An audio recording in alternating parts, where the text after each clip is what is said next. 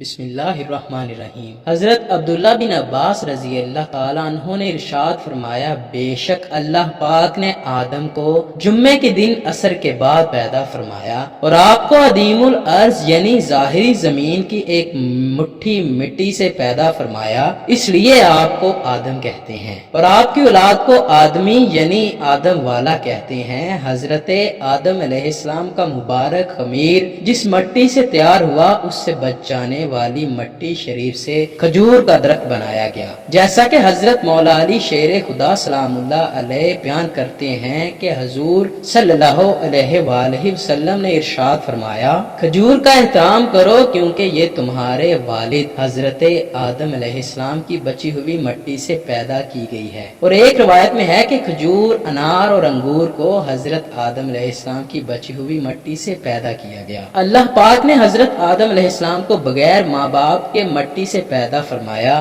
آپ کی پیدائش کا واقعہ کچھ یوں ہے کہ اللہ پاک نے حضرت جبرائیل علیہ السلام کو حکم ارشاد فرمایا کہ زمین سے ایک مٹھی مٹی اٹھا لاؤ۔ حضرت جبرائیل علیہ السلام نے زمین سے مٹی اٹھانا چاہی تو زمین نے اس کا سبب پوچھا، آپ نے سارا واقعہ بیان کیا۔ اس پر زمین کہنے لگی، میں خدا کی پناہ چاہتی ہوں اس بات سے کہ مجھ سے کچھ کم کیا جائے یا میری کوئی چیز خراب ہو۔ حضرت جبرائیل علیہ السلام مٹی لیے بغیر واپس لوٹ آئے اور عرض کی، اے میرے رب، زمین نے تیری پناہ مانگی ہے تو میں تیرے نام پاک اور تیری عزت کا ادب کرتے ہوئے واپس آ گیا اور اسے پناہ دے دی۔ پھر اللہ پاک نے حضرت میکائیل علیہ السلام کو بھیجا تو انہوں نے بھی اسے پناہ دے دی اور بارگاہ الہی میں وہی عرض کی جو حضرت جبرائیل علیہ السلام نے کی تھی۔ پھر اللہ پاک نے حضرت اسرافیل علیہ السلام کو بھیجا تو وہ بھی اسی طرح واپس آ گئے۔ پھر حضرت اسرائیل علیہ السلام کو بھیجا، جب زمین نے ان سے پناہ مانگی تو انہوں نے فرمایا، میں اس بات سے اللہ پاک کی پناہ مانگتا ہوں کہ اس کے حکم پر عمل کیے بغیر واپس چلا جاؤں۔ چنانچہ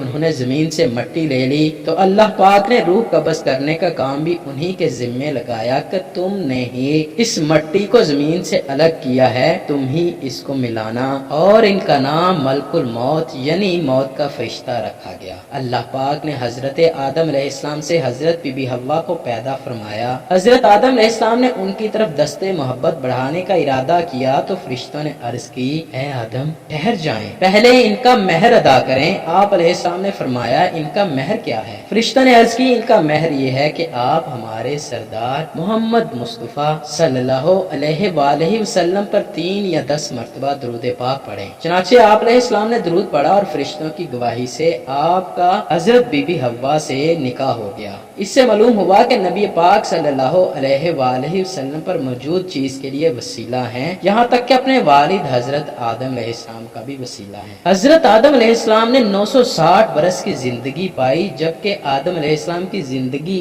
1000 سال کی تھی، کیونکہ جب آدم علیہ السلام جنت میں تھے تو اللہ تعالیٰ نے حضرت آدم کو ان کی تمام اولاد جن جن کو نبوت ملنی تھی، ان کی شخصیت، ان کی عمر حضرت آدم کے سامنے واضح کر دی۔ آپ نے جب حضرت داؤد علیہ السلام کی عمر کو 60 سال تک دیکھا تو اللہ سے کہنے لگے، اے اللہ پاک، میری عمر کے 40 سال میرے پوتے داؤد کو دے دے۔ تو یوں آپ کی دعا قبول ہو گئی۔ اللہ نے آدم علیہ السلام کو 2 فرزند عطا کیے، حابیل اور قابیل، لیکن شیطان کے وسوسوں کی وجہ سے جب قابیل کے ہاتھوں حابیل قتل ہوئے تو حضرت آدم علیہ السلام اندر سے ٹوٹ گئے اور بار بار اللہ کے دربار میں دعا مانگنے لگے۔ ایک دن حضرت جبرائیل حضرت آدم کے پاس آئے اور فرمایا، اے آدم، اللہ تمہیں ایسا بیٹا دینے والے ہیں جس کے نسب سے انبیاء اور اولیاء زمین تک پہنچیں گے، اس کا نام شیش رکھنا۔ شیش کا مطلب ہے کہ اللہ کا عطا کیا گیا تحفہ، اور یوں اللہ نے آدم کی نسل کو زمین پہ بھیجا۔ جب حضرت آدم علیہ السلام کا آخری وقت آیا تو آپ نے اپنے بیٹوں سے کہا کہ میرا دل کرتا ہے کہ میں جنت کا پھل کھاؤں۔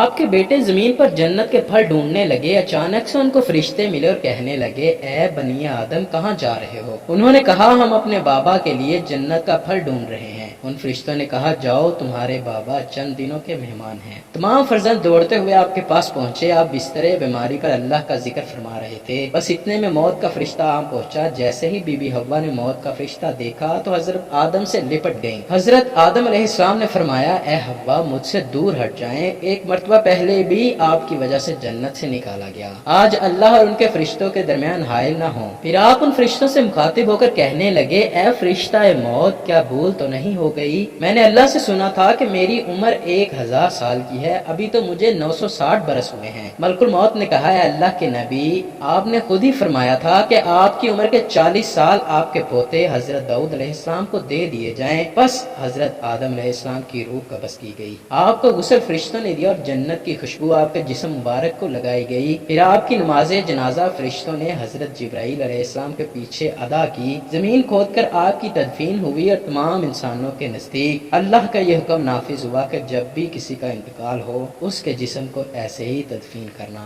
آج بھی ان فرشتوں کی سنت پر اہل ایمان عمل کر کے اپنے بزرگوں کی تدفین کرتے ہیں۔ آپ کی قبر مبارک کی جگہ کو لے کر بہت سے اختلافات ہیں، کچھ مورخین کے نزدیک آپ کی جائے تدفین سری لنکا، کچھ کے نزدیک چبلے ابی کبیز اور کچھ کے نزدیک عراق اور کچھ کے نزدیک مسجد قریب کے صحن یا اندر۔ بعض روایتوں میں یہ بھی ہے کہ جب حضرت آدم علیہ السلام کی روح قبض کرنے کے لیے فرشتہ پہنچا تو آپ کے بیٹے جس کو آپ نے اپنا جانشین بنایا تھا حضرت شیش علیہ السلام سے کہنے لگے، اے میرے جانشین، میں نے اللہ سے سنا تھا ان قریب اس زمین پر ایک طوفان آئے گا، اگر تم اس وقت تک موجود رہو تو میرے جسم کو اس کشتی میں سوار کرنا جو نجات کا وسیلہ ہے، اگر تم اس وقت تک زندہ نہ رہو تو اپنی اولاد کو وصیت کرنا کہ میرے جسم کو کشتی نوح میں سوار کرے۔ تاریخ میں لکھا ہے کہ جب طوفان نوح آیا تو حضرت نوح علیہ السلام نے اپنی کشتی میں حضرت آدم اور بی بی حوا کے جسم مبارک کو سوار کیا اور بیت المقدس یا عراق میں اس جگہ تدفین کی جہاں انہوں نے اپنی قبر بنائی۔ اللہ